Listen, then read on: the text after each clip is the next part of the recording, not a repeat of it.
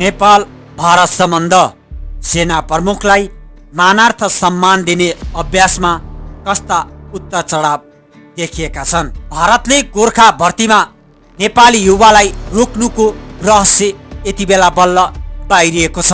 यस विषयमा जान्नको लागि कृपया यो समाचार स्किप नगरी ध्यान दिएर सुरुदेखि अन्तिमसम्म सुन्नुहोस् र हाम्रो च्यानललाई अझै पनि सब्स्क्राइब गर्नु भएको छैन भने सब्स्क्राइब गरेर हामीसँग जोडिन नभुल्नुहोला। भारतीय सेनाध्यक्ष मनोज पाण्डेले नेपाली सेनाको मानार्थ महारथीको सम्मान ग्रहण गरिरहँदा झण्डै 72 वर्षको इतिहास बोकेको उक्त प्रचलनमा देखिएका उत्तर चढावमा दुई देशबीचको राजनीतिक विवादले भूमिका खेलेको विज्ञहरूले बताएका छन्। उनीहरूका भनाइमा नेपाल र भारतबीच राजनीतिक स्तरमा कटुता उत्पन्न हुँदाको प्रभाव उक्त परम्पराको निरन्तरतामा समेत देखिएको छ। तर दुई देशका सैनिक बीच एक अर्काका सेना प्रमुखलाई सम्मान गर्ने विशिष्ट अभ्यासले कसिलो सैनिक सम्बन्ध कायम गर्न भूमिका खेलेको उनीहरूको भनाइ छ।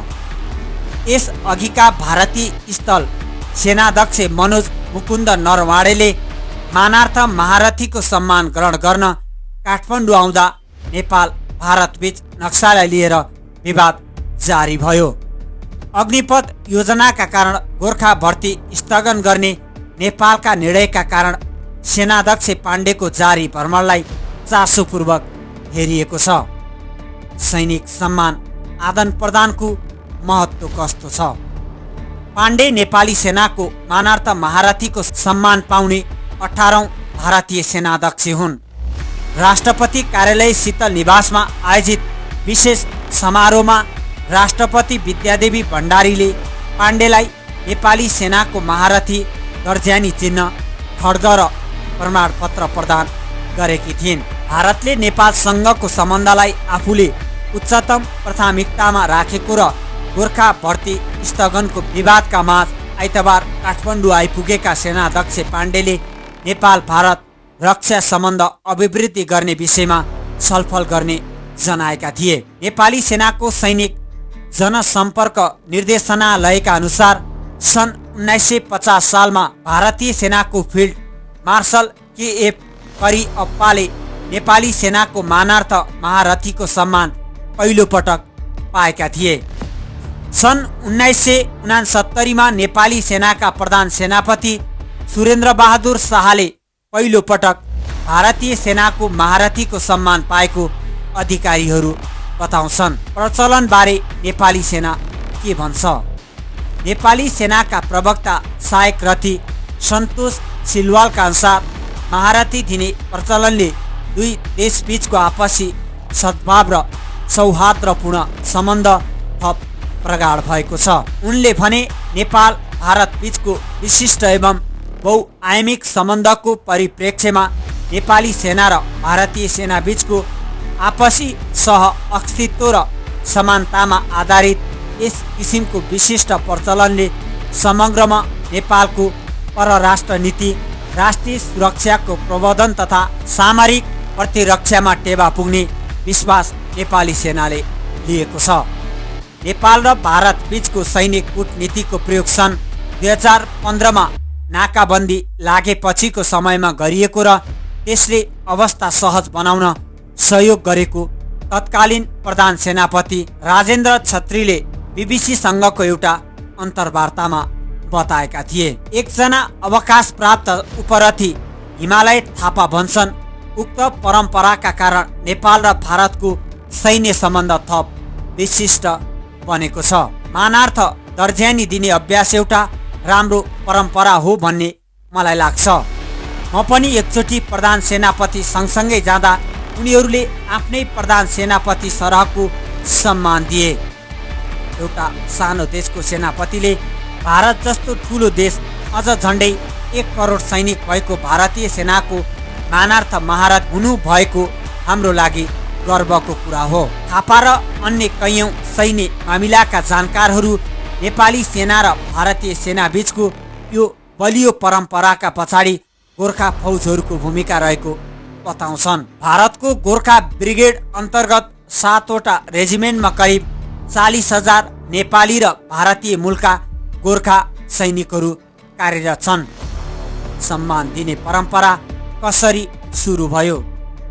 सैनिक इतिहासबारे विभिन्न पुस्तक लेखेका नेपाली सेनाका अवकाश प्राप्त सहायक रथी प्रेमसिंह बस्नेत मानार्थ सम्मान दिने प्रचलनलाई ब्रिटिस भारतको विरासतका रूपमा व्याख्या गर्छन्। ब्रिटिस सेनामा हाम्रो युवाहरूलाई भर्ना गर्ने सम्झौता सन् 1815 त्यस बेलाको नेपाली कमान्डर बडाकाजी अमरसिंह थापा र ब्रिटिस कर्नेल डेभिड अक्टरलोनी बीच भएको हो।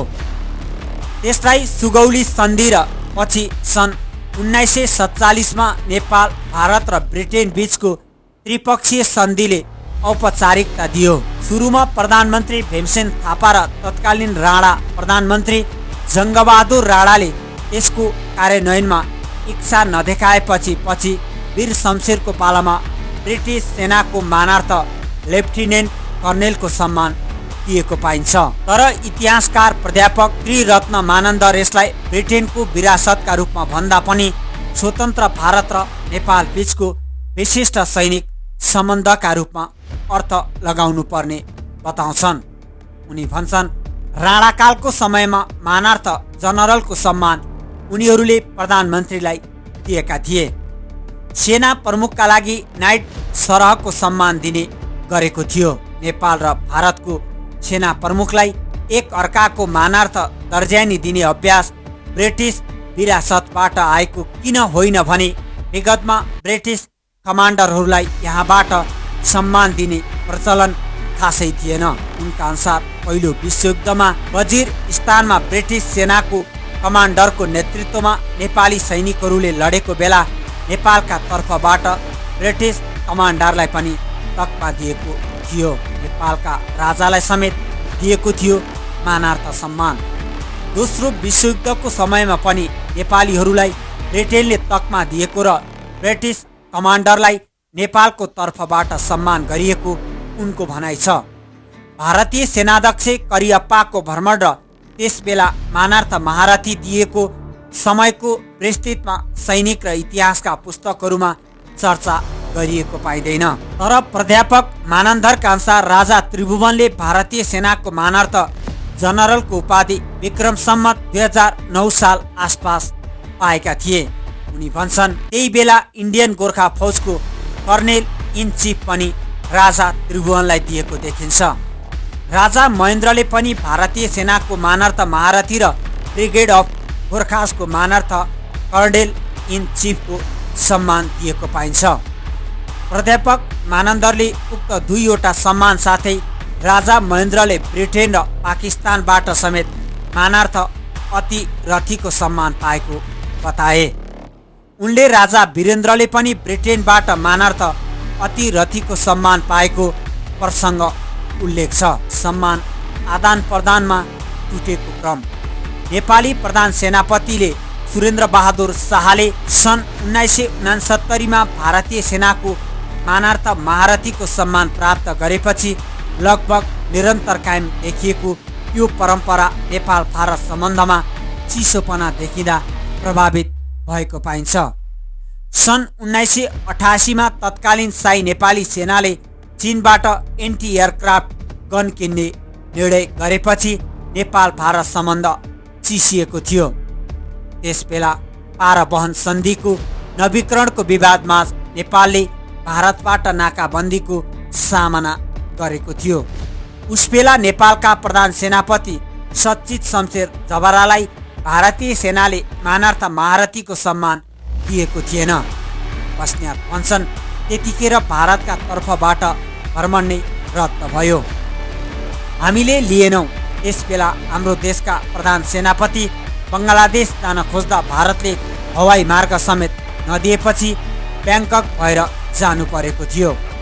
सन् 2005 देखि 2007 सम्म भारतको सेनाध्यक्ष रहेका जे सिंहलाई नेपालको भ्रमण गरी उक्त मानार्थ सम्मान लिनको लागि नयाँ दिल्लीले अनुमति दिएको थिएन। राजा ज्ञानेन्द्रले सन् 2005 को फेब्रुअरी 1 मा प्रत्यक्ष शासन हातमा लिनु एक दिन अघि नै सेना प्रमुखमा नियुक्त भएका उनलाई शाही कुपछि नेपालको आमन्त्रण अस्वीकार गर्न भारतीय विदेश मन्त्रालयले सुझाव दिएको द टेलिग्राफ अनलाइनमा प्रकाशित एउटा विवरणमा उल्लेख छ। त्यसबेला शाही कदमप्रति असन्तोष जनाएको भारतले नेपाली सेनालाई दिँदै आएको सम्पूर्ण सहयोग समेत रोक्का गरेको थियो। सैनिक सम्बन्धमा उठेको प्रश्न। नेपाली सेनाका अवकाश प्राप्त सहायक रथी बस्नेत मानार्थ महारथीको सम्मान आदान प्रदान गर्ने अभ्यास भए पनि दुई देशको सैन्य सम्बन्धमा कैयौं असमानताहरू रहेको ठान्छन्। उनले भने कुनै पनि नेपाली सेनापति जसले भारतको मानार्थ सम्मान प्राप्त गर्नुभएको छ उहाँहरूले भारतको विरुद्धमा कहिल्यै बोल्नु भएको छैन। तर पदमै बहाल रहेको समयमा भारतका तत्कालीन सेनाध्यक्ष नरवाणेले नेपालको बारेमा कस्तो टिप्पणी गरेर कसरी भारतीय सेनाले नेपाली भूमिमा बाटो खन्ने काम भारतले गर्यो यो हेर्दा उहाँहरूले नेपाली सेनालाई सम्मान तरिकाले हेर्नुहुन्न भन्ने मलाई लाग्छ। बस्नेतले आफू उक्त परम्परालाई खारेज गर्नुपर्छ भन्ने पक्षमा नभए पनि त्यसलाई समानताको हिसाबमा अघि बढाइनु पर्ने र दुवै देशका सेनाले एक अर्काको संवेदनशीलतालाई समान ढङ्गले सम्मान गर्नुपर्ने तर्क गरे। भू रणनीतिक मामिलामा दक्कल राख्ने दिवंगत राजनीतिशास्त्री ध्रुव कुमारले 2 वर्ष अघि एउटा कुराकानीका क्रममा उक्त परम्पराको बारेमा प्रश्न उठाएका थिए। उनले भनेका थिए, मलाई आश्चर्य लाग्छ हामी हाम्रै देशको भूमि कब्जा गरी क्याम्प खडा गरी बसेको सैनिक बटालियनको नेतृत्व गर्ने भारतीय सेनाध्यक्षलाई कसरी मानार्थ सेनाध्यक्षको सम्मान दिन सक्छौँ। नेपाल भारत सम्बन्ध खुफिया राजनीति र सैनिक राजनीतिको नयाँ चरणमा प्रवेश गरिसकेको छ जसले राजनीतिक र कूटनीतिक सम्बन्धलाई अप्रासङ्गिक बनाइसकेको छ। तर इतिहासकार मानन्दर नेपाल र भारत बीचको राजनीतिक खिचातानी शिकार बेला बेलामा सैन्य सम्बन्ध पनि हुने गरेको ठान्छन्। इतिहास नै केलाउने हो भने पनि सिधै सेना र सेना बीचको सम्बन्ध बिग्रिएको देखिँदैन। तर राजनीतिक सम्बन्ध बिग्रिएपछि दुई देशका सेना बीचको कतिपय यस्ता नियमित कामहरूमा अवरोध पुगेको हो भन्ने मलाई लाग्छ।